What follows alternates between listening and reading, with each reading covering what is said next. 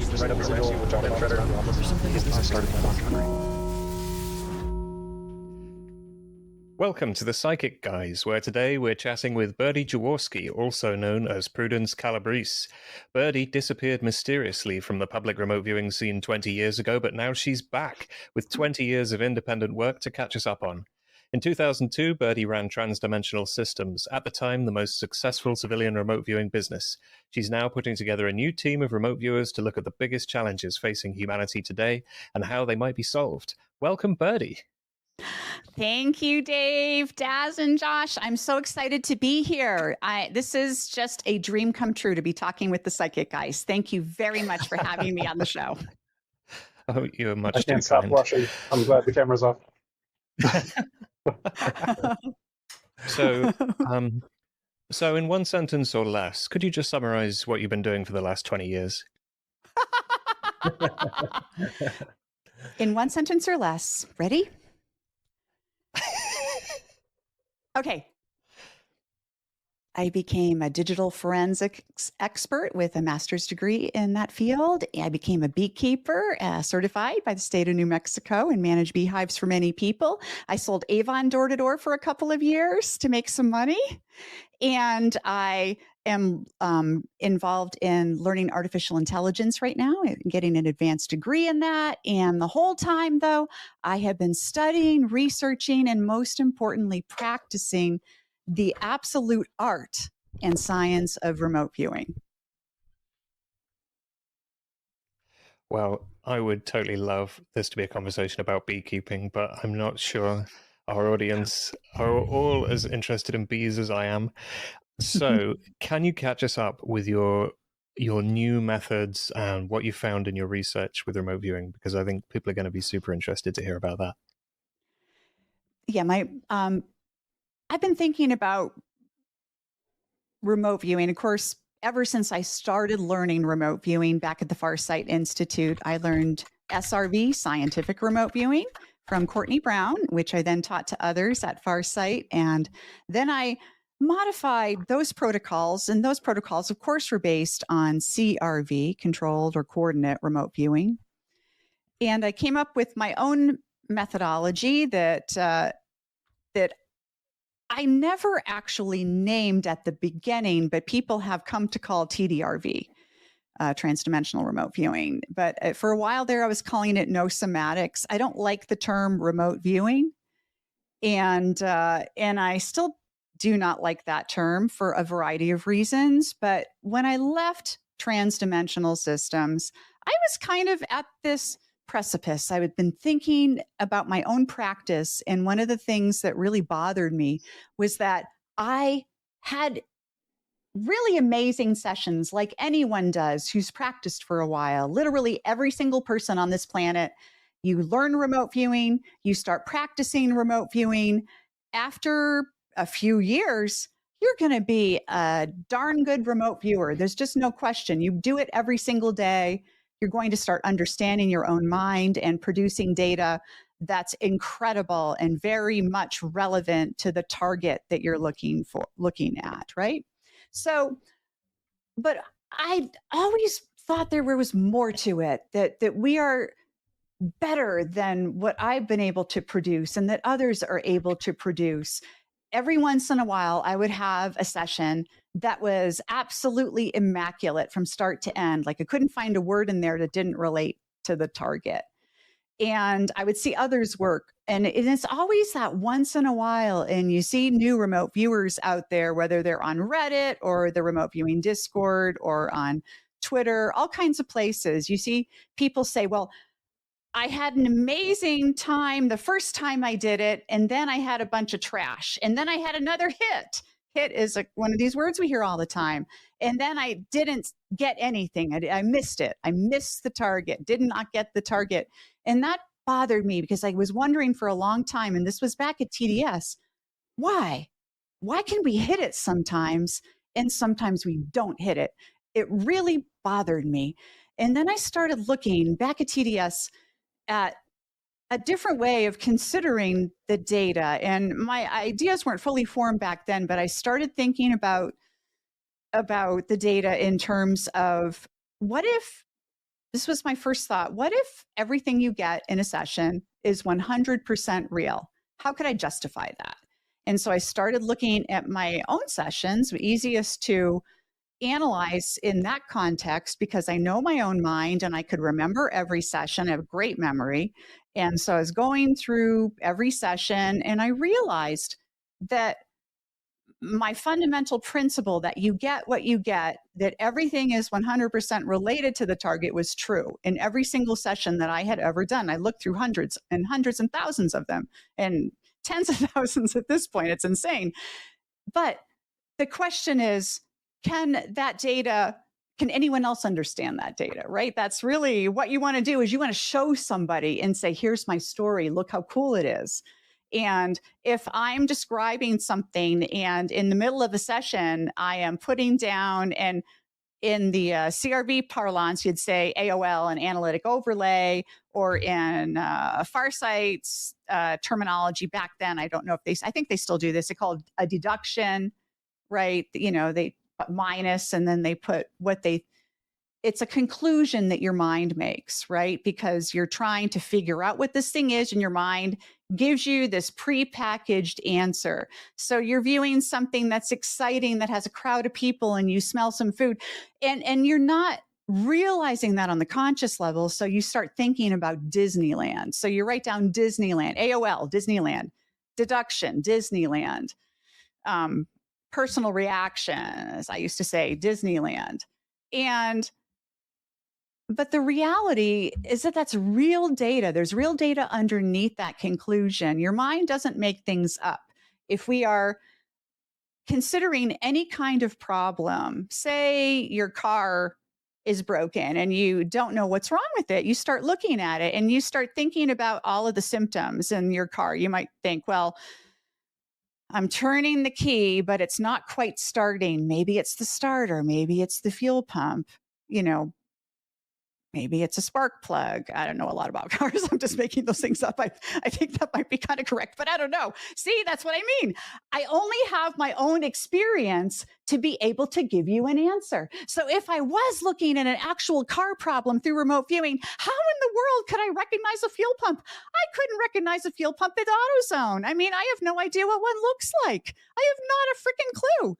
I could kind of describe the thing, but if I'm trying to name it, I could never do it. So I would say that it's like this, and my mind would give me an answer. And it might, and probably is, a prepackaged answer of something that has those elements of a fuel pump, right? So I started thinking about remote viewing that way. So if this is what we're doing, if all the data is real and correct, we're not making it up, because when we're trying to solve any kind of problem out in the world, we don't make stuff up. We just tell it like it is, but we make comparisons. We use metaphor. We might tell a side story about what our mom did or our uncle said about something similar. And that's how it is in remote viewing. There's nothing that you're literally making up. There's nothing untrue in any session. This is what I've come to so deeply believe, but I started believing that back at TDS. I know I'm going the long route here to answer your question, but sorry. I remember the question, and I promise you I will scooch into the finish line in just a couple minutes. But anyway, so I started thinking about all the data in a session and how it is 100% relevant, but it might not be the best translation of the experience. And so I started thinking about the translation. And that has been my passion for the past 22 years since I kind of went underground, so to speak, started using a different name, started doing things completely unrelated to the field in public. But at home, I was a remote viewer, and that identity has never left. And it's like so ingrained in me. I'm doing it all the time now. But the whole idea of translation, that became my passion. And is where all my new research sprung from. And I started looking at things like brainwaves. How do my brainwaves, does my mind work differently when I am remote viewing and I give data that is something that everyone can look at and understand, compared to data that I give that's shrouded in my own personal experiences, mythology, and metaphor? And it turns out that, yes, the brainwaves do look differently. I started wearing a brainwave gear. Actually, I think I have one. Yeah. These things are always on my desk. Wear Muse. I have several brainwave devices. This is the simplistic one. Wear a Muse, kind of strap it around your head, and it shows you all your brain waves as you're doing whatever you're doing. And so during a session, you can do this and determine and compare the timestamps to when you get data that is more a better translation, I'll say. And by better translation, I know I'm using all these terms that people aren't used to hearing in remote viewing, but it's how I think about it these days. So if I draw something that is a hit, that looks like the target, and I can hand my drawing to someone else and they'll say, hot damn, that's a hit.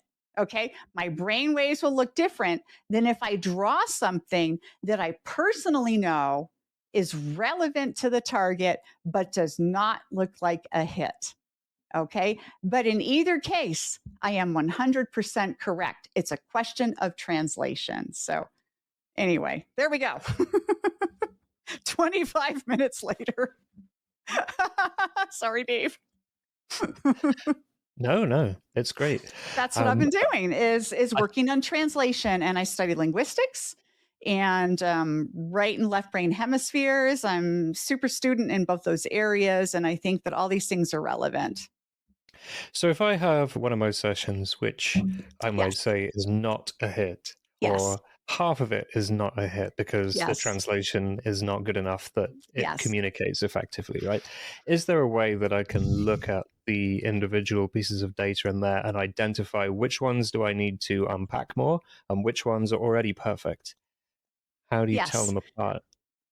Yeah, that became my big question. After a while, and now you have to realize I've been doing this for 22 years after doing it already, for 7 or 8 years before that. So what I started trying to figure out was how can I change the nature of the data? After a while, I began to recognize just internally what was metaphor and then would try to deconstruct. And what I started first was a practice of deconstruction. I would take literally every single session that I did immediately afterward, because everything's still fresh in your noggin. And I would look at every single piece of data and I would write down. I have so many notebooks, it's insane with these impressions. And if I wrote yellow and the thing was blue, I would have to justify why I wrote yellow. And if I sat and thought about it, I would realize why. Oh, I wrote yellow because the person in that blue suit is a coward. So, there were reasons that I had data that wasn't, it answered a question, but not the question anyone else would want to see. So I spent time, and I do ask my students now to do this, to go through every single session and justify every single piece of data in terms of their own understanding about it. And it can be difficult. And sometimes, you sit there and you think, well, there's nothing here. This has to be just has to be bullshit, right? Because it doesn't match anything anywhere. And then if you sit and think about it for a while, all of a sudden it sifts up through your subconscious and you realize, oh, that's why I said that, because it's like this, this, and this. So I started by doing that. And then I started to wonder, how can I do this in a session, but without pulling myself out of the experience, without losing that whole feeling when you're immersed in it. I mean, the more you do, you guys know, you're all experienced, you get in there and it's an entire universe you can feel and smell and taste and touch. And it's just like the coolest thing ever. You just know and you don't want to pull yourself out of that. So I started thinking about, how can I actually deconstruct a session while I'm doing a session? And so I started looking at a lot of different kinds of techniques. And, I've done, kind of more like an ERV type sessions. I started with that, where I wasn't writing anything down at all. And I actually like that a lot, but it was also impractical in a way. And then it didn't allow me to remember everything. I mean, you record it, but then you're describing crap you see, and you're not drawing it, and it's not the same. So I thought, I'm going to throw that away, and I'm going to still work on how I can work, and figure this out. So then I started thinking about, I started making 3D models, and I still do this to this day, which I think is extraordinarily useful when you get to a certain point in a session. Like that a lot. Super useful, but not useful for conceptual data or emotional data, reading people's minds, all that stuff. You can't do that with clay. So I started looking at drawing maps because this is a true story. Way back when, this was like right after I left Farsight, and I was feeling very distraught because I had kind of a big falling out there, and I wanted to do my own thing and feel good about the world at large. And I had this dream. It's actually a dream. Had a dream one night, and I woke up in the middle of the night, and this dream was so strong, and it stayed with me ever since. I had a dream. I was drawing a map, and it was my voice like talking over me. It was like my voice in the background. While I was doing this, I was drawing this huge map, an enormous piece of paper. I was drawing a map. It was like a treasure map in the dream.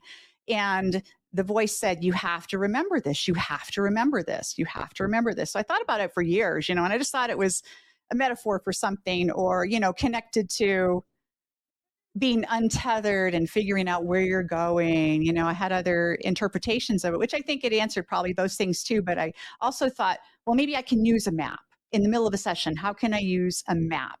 So I started by taking enormous pieces of paper. And what I do is I go to restaurant supply company. There's one just like a mile away, and and it's so cheap, guys. You go and you get a big box of these papers that they put, those cheap paper they put like on tables in like pizza parlors or little Italian restaurants, the hole in the wall places. Just get a big box of those, or you can get a big roll of art paper like at Hobby Lobby or wherever you get your art supplies, and break off big pieces of that. But I got the restaurant paper. I'm using these big sheets. And I thought, okay, so what I was doing my old TDS method of ideogram, impressions, sketching, blah, blah, blah. But I skipped the matrix section. And for those who are listening to this, don't know what the heck I'm talking about, the matrix session is matrix session in all of these kind of standard, traditional, such a funny word to me, remote viewing sessions. It sounds like a Christmas tradition or something, but it's become a tradition.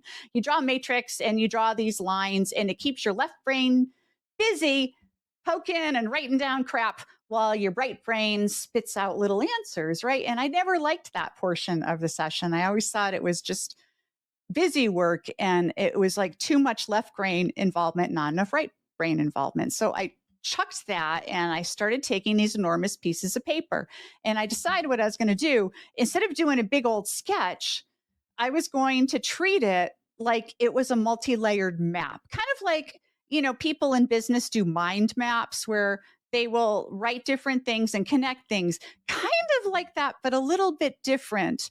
And I've been doing this lecture series, which you can find at norivets.com. And my next lecture is going to show like a ton of examples of maps from both myself and my students. So what you do is you do start sketching, but like in one portion, and then you start writing concepts in another. You decide, because by that time you've done a little bit of remote viewing, and at least some basics. There's people there maybe, or there's some big energy source, or there's a structure, something about it. So you start with the something, whether it's the people, the structure, the energy, whatever the heck it is. You start with the thing for sure. You pick the thing for sure. You start sketching that, and then you start making connections, and then you start taking other sections, and you may decide to do a map of concepts, a map of emotions, a map of time.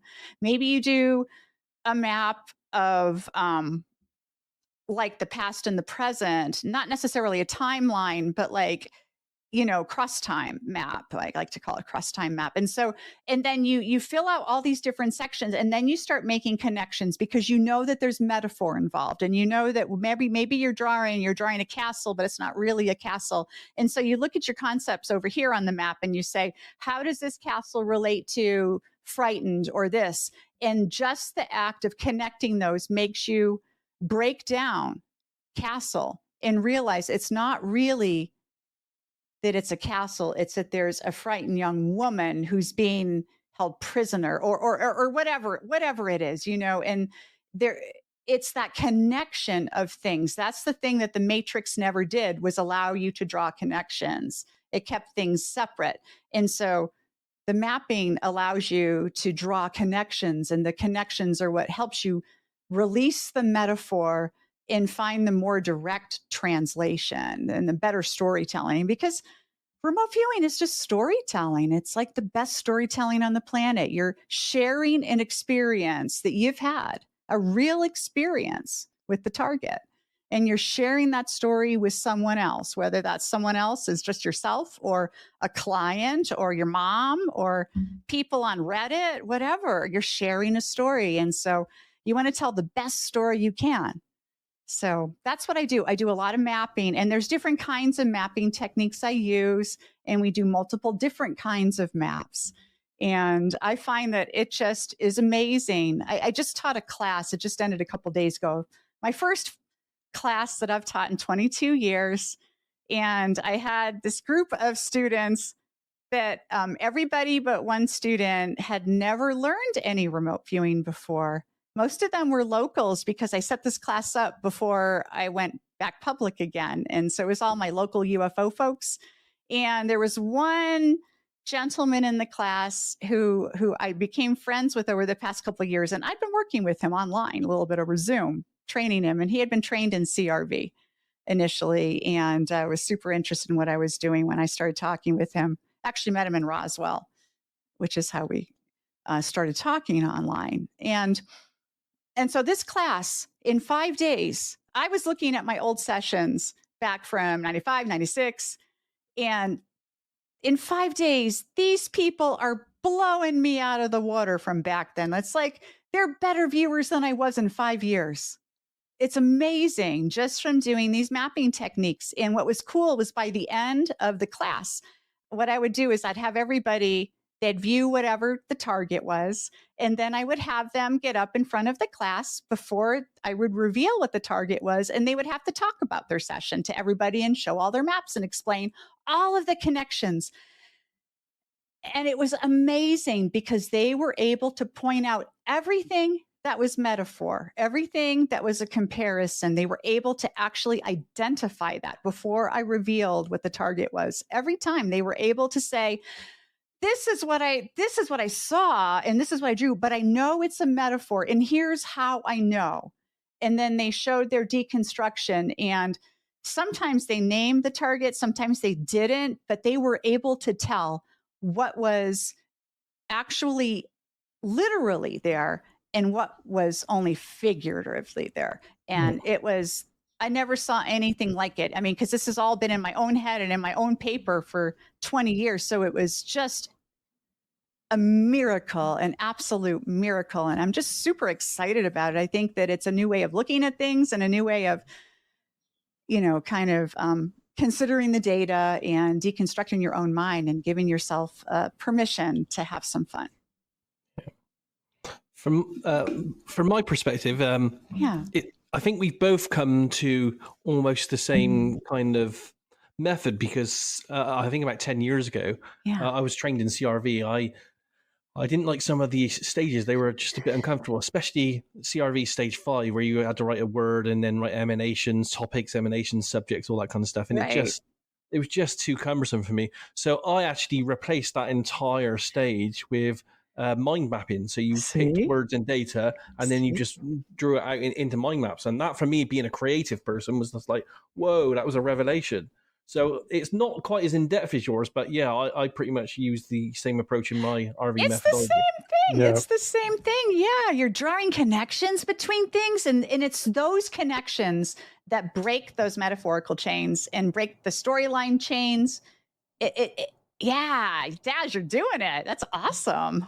David and I have had when you're doing ongoing joke, essentially, that we were going to eventually move on to doing nothing but mind mapping in our sessions. We were going to call it Graph RV. I think you beat us to the punch on the transdimensional mapping, and then now I don't even do. I don't even use the old methods at all, even at the beginning of a session, and I start with the maps. And I think that that's way more effective for me. Although with my students last week, I did teach them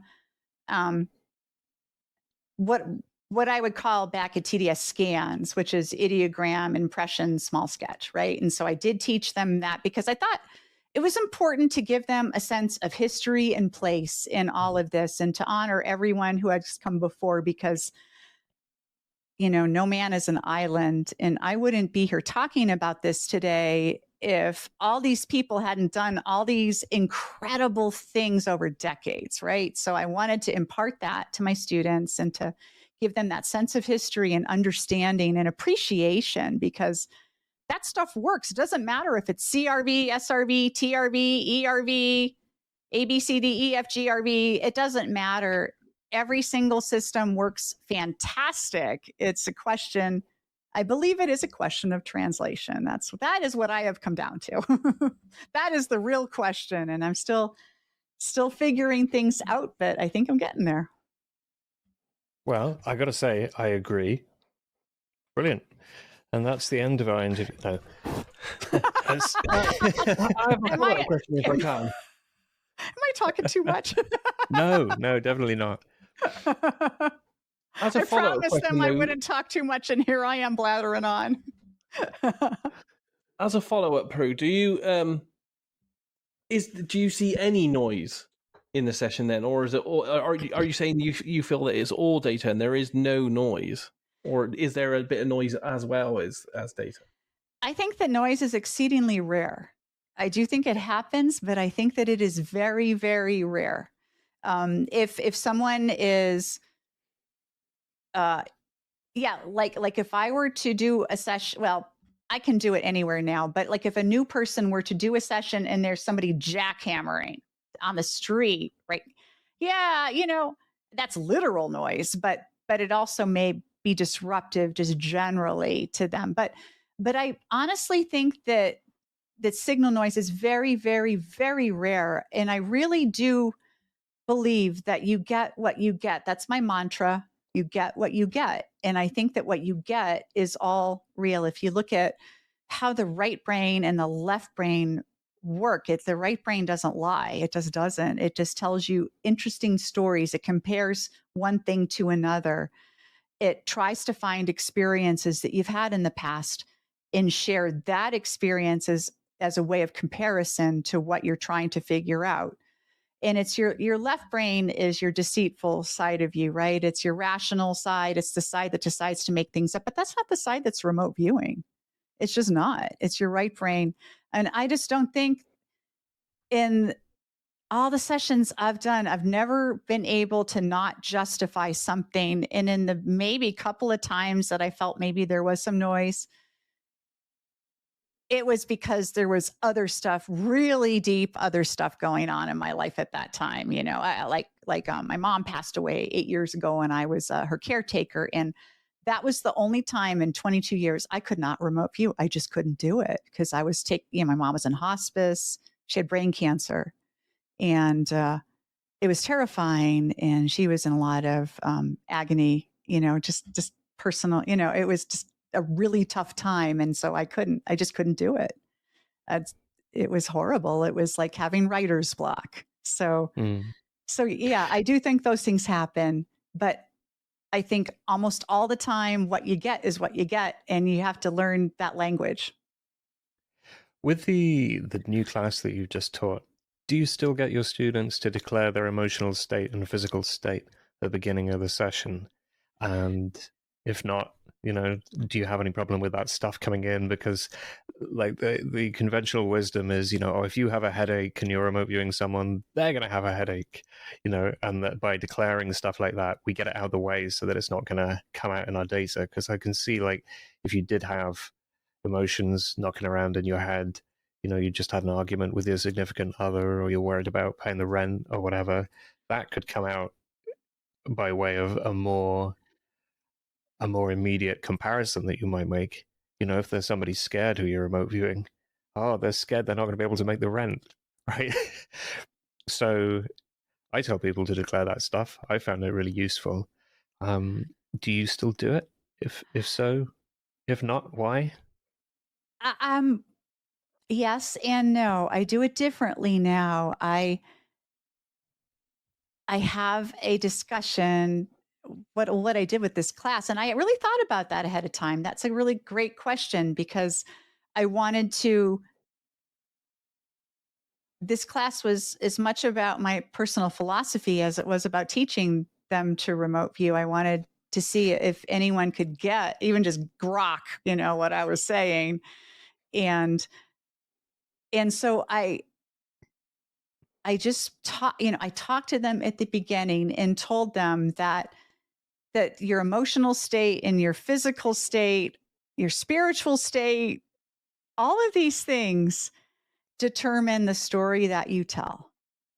And I talked to them about it in that way. And so I explained to them that when they tell their story, because I use different language, I don't use remote viewing or target or any of this stuff. It's a more organic, definitely more feminine, not militaristic, different way of expressing these things. It's the same things, but I'm using different language because I think the language you choose, linguistics, I think is exceedingly important to your subconscious mind and how it accepts and produces what it's going to produce based on what you say. So I had this discussion with them about how those things influence how you tell a story. And I gave multiple examples about how if you have a bad day, you're going to give everyone else a bad day around you because you're going to be grouchy and grumpy and you're going to snark at people. I mean, we've all been there. We all do it. And I still do it, being a remote viewer of about 30 years hasn't made me a better person. It's just made me a better artist. Honestly. But I did explain to them how these things do cloud the experience.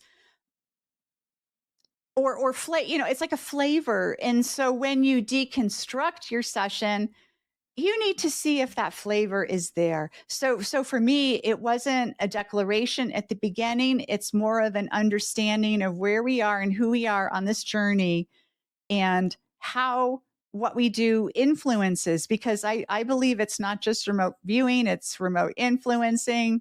I mean, not like in the nefarious, I'm going to make you, point a gun at somebody or take your clothes off or whatever. Not like that. It's like your very being, your very presence influences everything around you, whether you know it or not.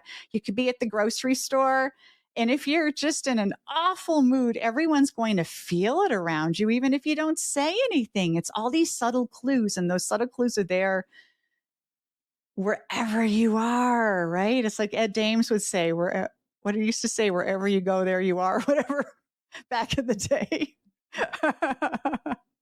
So that is how I approach that today. Is I don't necessarily declare anything ahead of time because what I've come to understand is I think that declaration at the beginning actually clouds your session more than if you just accept yourself for who you are in that moment and then just look at it afterward gently and say, this is who I was during this experience. I was a bitch.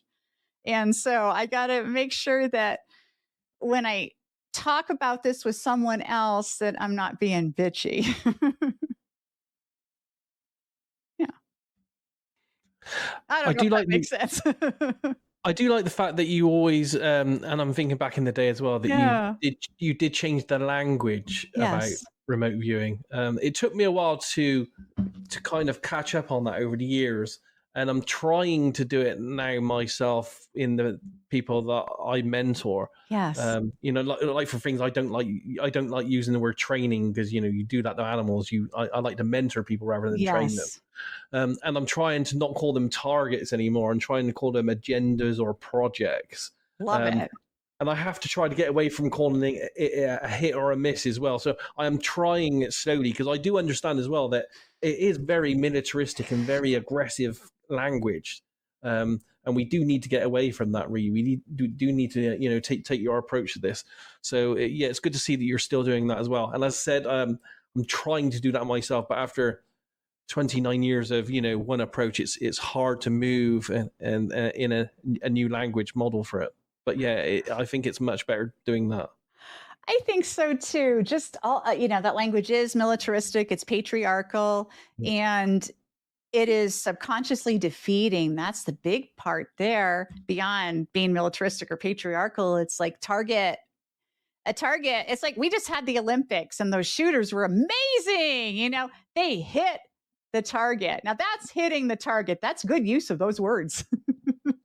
But if you're having an amazing, beautiful experience that involves parts of you that you can't see and touch, your consciousness, that's like encompasses everything out there, you're not hitting or missing anything. You're just having an experience.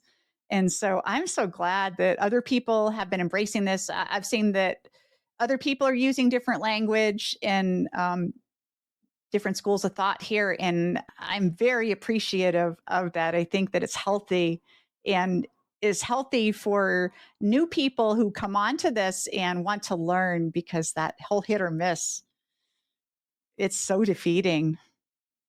So I'll play the role, like I agree with you both, but just to play the role of someone who I presume will hit us up in the comments section later. If we're not gauging accuracy by hit or miss, what exactly are you defining it as? Like, how would you describe it? Where, let's say, someone drew a unicorn when it was the Eiffel Tower or something. How would you coach them towards a clearer data set or something in the future? Well, what I have students do, and what I've been doing myself for years. So say the target was the Eiffel Tower, photo of the Eiffel Tower. So the Eiffel Tower yesterday, right? And I do my session, and say I did a traditional session, right? And I drew in my stage 3, P3, general sketch, whatever school of thought you're in, I draw a unicorn. So upon deconstruction of that session, I would sit and think, why did I draw a unicorn? What was I thinking? And I would remember that moment, and I would start writing down all the what I was thinking and all the reasons. Well, there's something pointed at the top. It's something unique in the world. It's one of a kind. I mean, there's reasons you would draw a unicorn if it were the Eiffel Tower. There are reasons. And yes, you can show that picture of a unicorn to a skeptic and they would just laugh. Michael Shermer, like show it to Michael Shermer. He'll just laugh you off the planet. But in your heart, you would know that's the Eiffel Tower. And that's what my mind decided to portray it as. So I don't care. I don't care what the skeptics think. I'm not in it for proving it to anybody at all. I'm just not in it for that. And I used to be in it for that. I mean, I think everyone is in it for that at the beginning. And I certainly was 30 years ago. I wanted to prove it to the world. I wanted everybody to know it was real. And now that's meaningless to me. I'm more on a journey of self-expression and helping other people realize their potential. So that's my answer to anyone. You don't like it? Find another YouTube to look at. Yeah. I'm doing cool stuff, man. Yeah. So that's all well and good, but just to play devil's advocate for a moment. Absolutely. What about the context where you're doing remote viewing and somebody's paying you a lot of money to solve a problem for them, and you need to be focusing on delivering stuff they can definitely understand, that's definitely accurate and useful and good. Yes. How does the experiential focus and just doing cool stuff and having a fun time and drawing on tablecloths and stuff, is this, can you take this approach and this mindset and do operational work with it? Yeah, absolutely. I mean, this approach is the way, is what I have determined the way toward that kind of accurate translation. I like the word translation, and that's kind of the point of coming up with this whole series of exercises or practices is so that you take the unicorn, because that wouldn't be the end result in what I do. That's like the starting point. You get the unicorn, and then you have to figure out why. And this is in the session. This isn't a post deconstruction. So what I do is, I do all these mapping techniques, and I would determine after a while, it's not a unicorn. It's not a unicorn, but it's unique. It's unusual. It has a point at the top. I'm trying.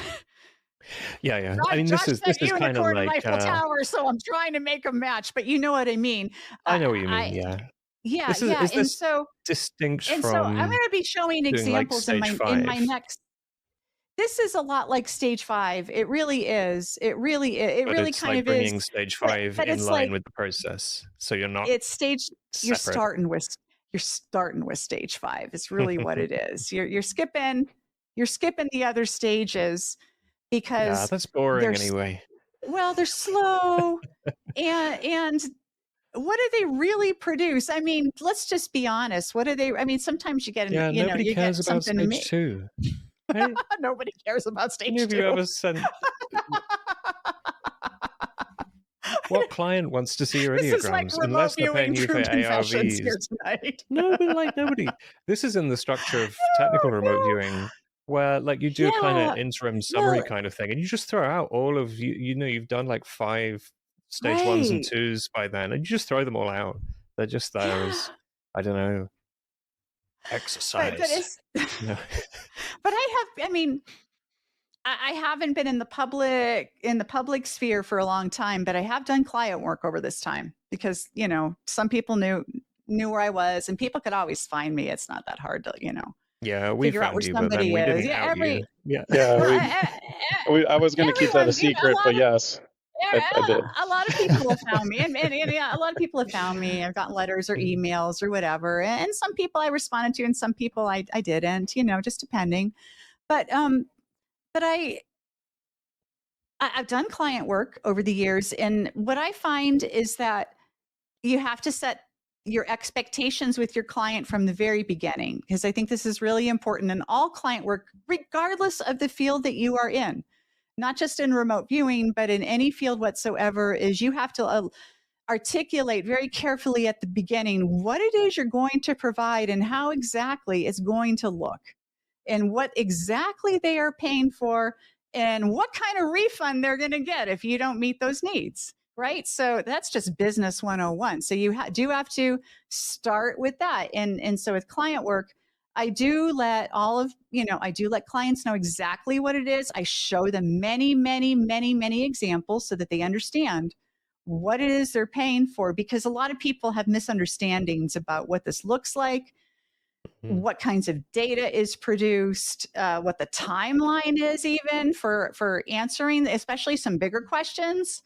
And so I make sure that those things are very careful. And I learned this. I also learned this the hard way, as we all do. But I did learn it the hard way a long time ago. And so now I'm very careful with that to manage expectations.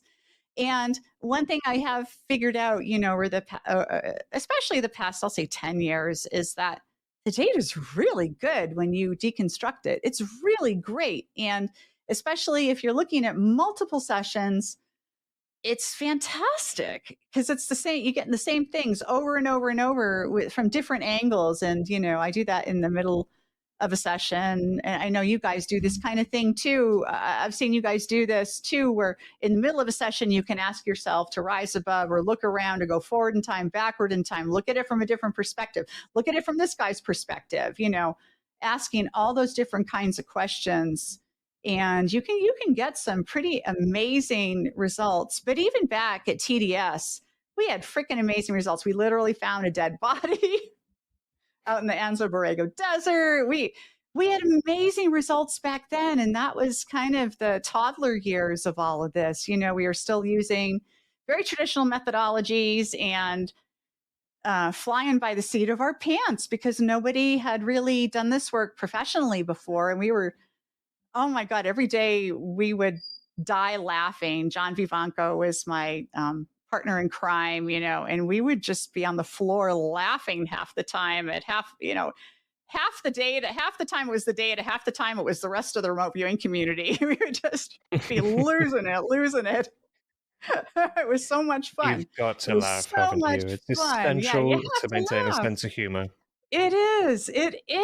This stuff is funny. Some of the stuff you come out with is so funny in the middle of a session. Man, it's great. But operational work, it does require patience, high level of degree of just a lot of intense thinking about things and managing client expectations, and having a escape route of sorts if it all goes south.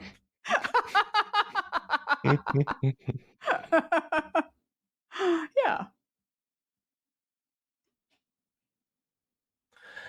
Can I ask a question in a slightly different avenue? Absolutely.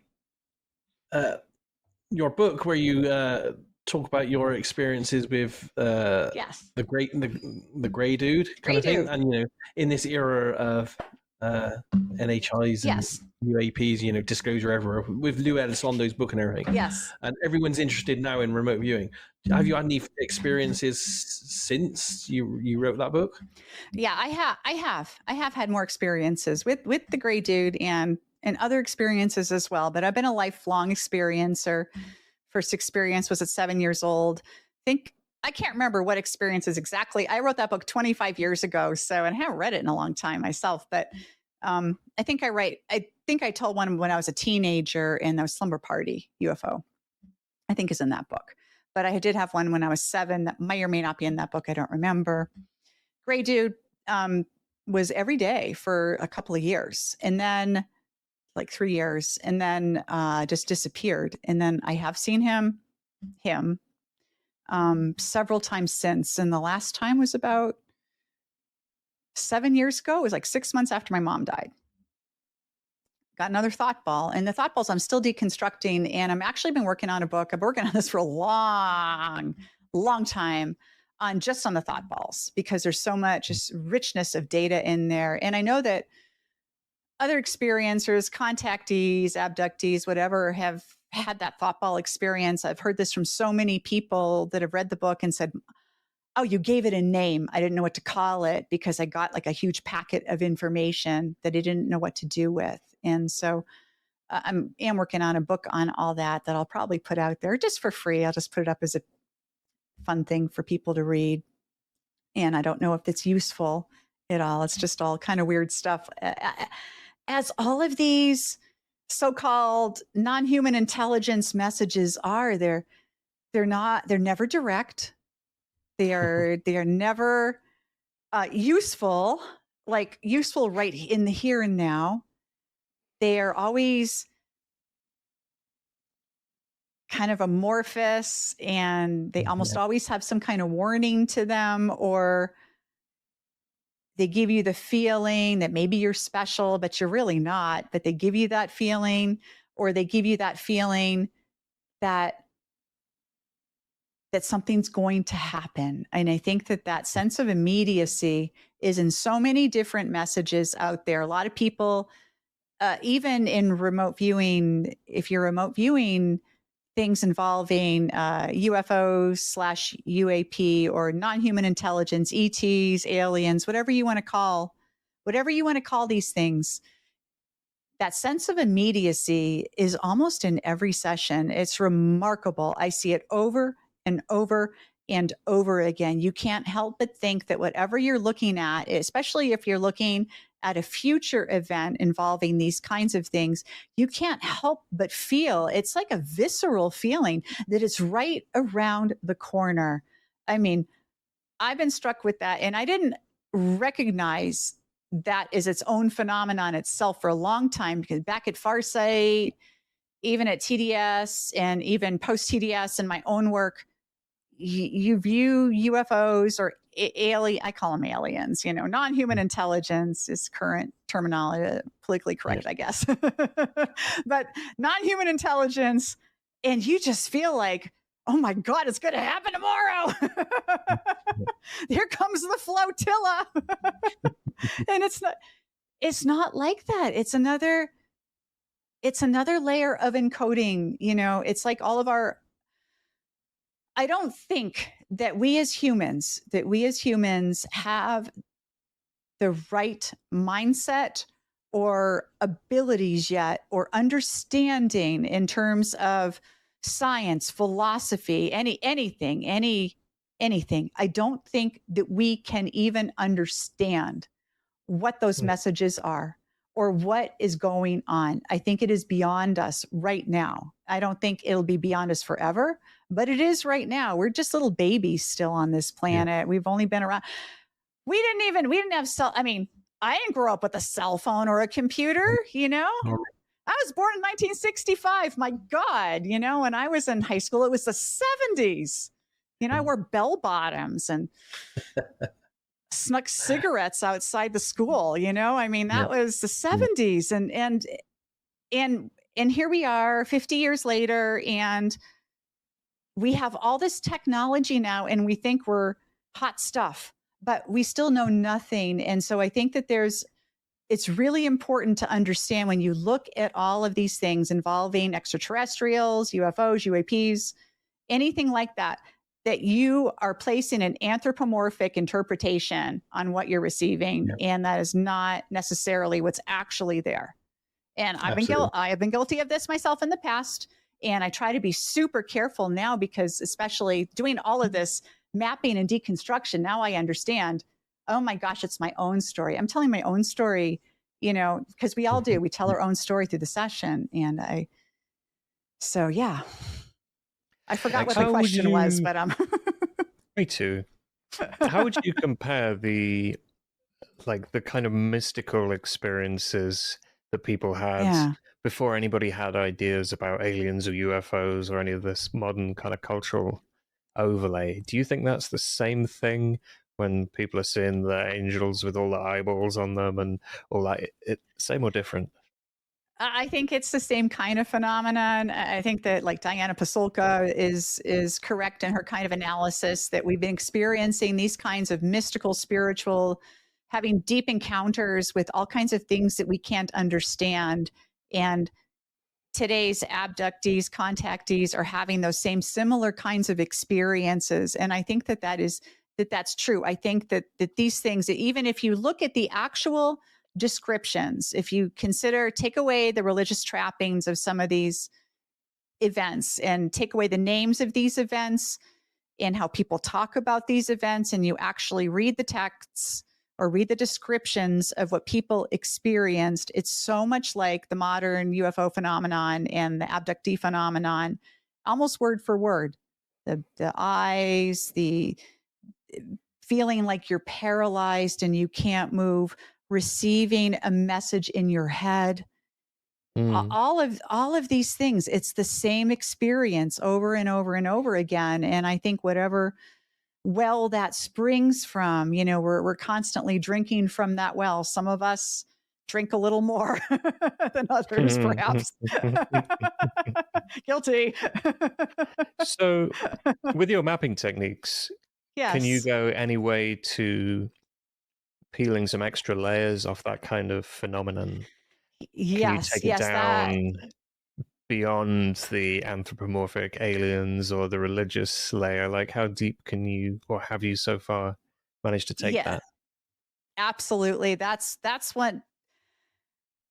one of the most exciting things for me. I mean, I've been into this topic my entire life. I've always been into this topic. So this is just another extension of who I am. But in using the mapping techniques, you can start analyzing things like what you get some kind of unusual craft. I mean, I think all of us here have remote viewed alien stuff, right? We've all looked at ships. And it has a flavor. It has a feeling. It's different than looking at the Eiffel Tower or the Taj Mahal or Mount Rushmore or whatever, what have you, Niagara Falls. It has a different flavor. And kind of, especially for someone who's experienced, off the get-go, this is, oh gosh, I'm looking at an ET thing. We know it. We know that feeling. And so in the mapping, I've been this is something that I have only had one class of students, and we really didn't touch much on the ET topic because they're new, and I wanted to give them a lot of things that would boost up their confidence. I did throw Roswell in there because it's New Mexico. What the hell? We'll talk about that in a minute. But what I do for myself, because I have looked at these things in depth, is I have been really trying to understand what exactly is going on here. Are these things actually physically real, or is this some kind of construct that we're all mass experiencing? There's a lot of different ideas out there. Are these extraterrestrial? Are they interdimensional? Are they ultra terrestrial? Are they, there's a million theories out there. And I want to understand, if I look at a particular case that seems to have a lot of evidence, physical evidence behind it, or credible eyewitness evidence, if I look at a case like that, what do I get? So I've been focusing on a lot of those kind of cases in my own work, because I think that looking at those carefully are going to give you the most interesting results in remote viewing if you're trying to do this deconstruction and understand what is literally there and not metaphorically there. And so one of the ones I like looking at things here in New Mexico. So the Socorro incident. Actually, my desk right here was Lonnie Zamora's desk. Lonnie Zamora's desk, the famous experiencer, or the policeman who saw the I'm impressed. Yeah. That's a really famous case. Yeah. Actually, his widow had listed it on Craigslist. And I didn't even know it was her, or it was his desk. And I drove an hour down to Socorro because it's a beautiful antique secretary's desk, half moon shape. Yeah. And I was like, I really want that desk. It was like I was obsessed with it. And I drove down there, and I'm like, oh my God, this is Mary Zamora. Anyway, I bought the desk immediately before she could say no. So knock on wood. Anyway, so that's one of the cases that I've looked at and used my mapping techniques extensively on. And that craft was physical. I do believe that was a physical craft. I have deconstructed that, done multiple mapping techniques on it. I've done this as a blind target. Don't like the word. I don't use that word. I use experience. As a blind experience, I have done it as a double blind experience. I have done it front loaded multiple times, and I get the same kinds of things every time. Just that was a physical craft. And those beings were real. They were from another place. They were not from another dimension. They were from another place. But then other cases I've looked at, it's weird, it's different, and it is way harder to characterize because it isn't necessarily physical, or maybe it has an aspect that's physical, but it's not entirely physical. And that's where this stuff gets really weird, and it's hard to determine because we don't have the language, we don't have the understanding. So you do the best you can. Yeah, no, I totally agree. There are a certain number of cases that I think are valid, like the Socorro one, because we know, we have the witness statement from the police officer, Lonnie. Right. They have recorded depressions in the ground, and the ground was burnt, and they have plaster cast of the depressions. So, there are physical things. And, another good one would be like Rendlesham Forest in the UK, Roswell, of course, and the Tic Tac UFO. Right. They're all very good, credible cases with solid feedback. So, absolutely.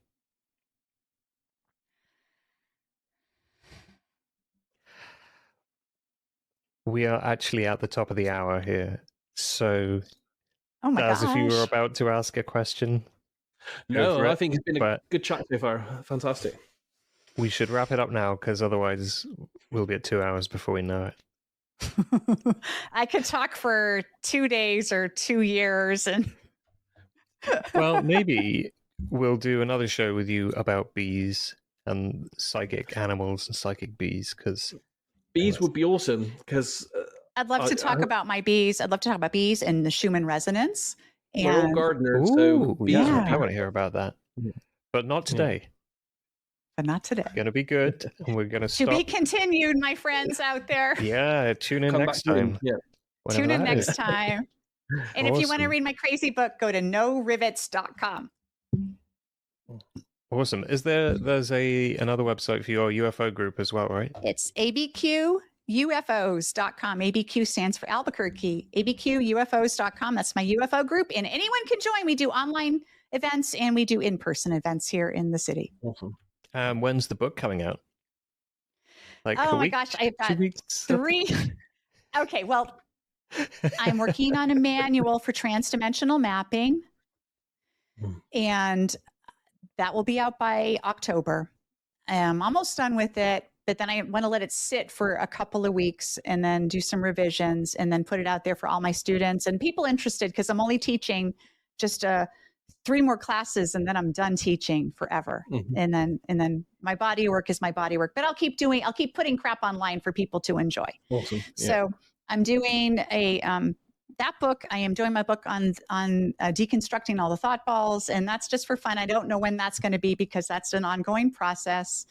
And I'm also doing another book on my whole philosophy of transdimensional mapping, which is separate from the manual. It's just a philosophy of remote viewing, essentially. And that book is almost done, actually. And I'm hoping to have that out pretty soon because I think it'll give people a lot to think about, at least, or yell at, or consider. Awesome. Anything works if it makes you think. Yep.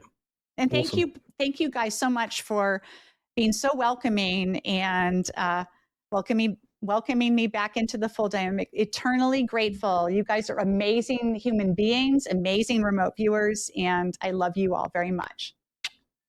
Thank you very much. Oh, thank you. I think we'll all say it's our honor to have you back and to dialogue with you and all learn from each other as well. That's right. Yeah. No man is an island. It is an exciting time to be a remote viewer. It is. For once. Well, thank you so much for joining us, Birdie or Pru. Thank you so much. And we will look forward to our next episode, which is going to be weird and about bees. So good night, everybody. Or good day, good morning, whatever. Goodbye. Bye. Bye. Bye, everyone. Bye, everyone. Messages. I don't know. Mind-sucking aliens. Have you ever felt out with the physics, right? Have you ever had an Egyptian deity just come around you with a predator? There's something that's not started to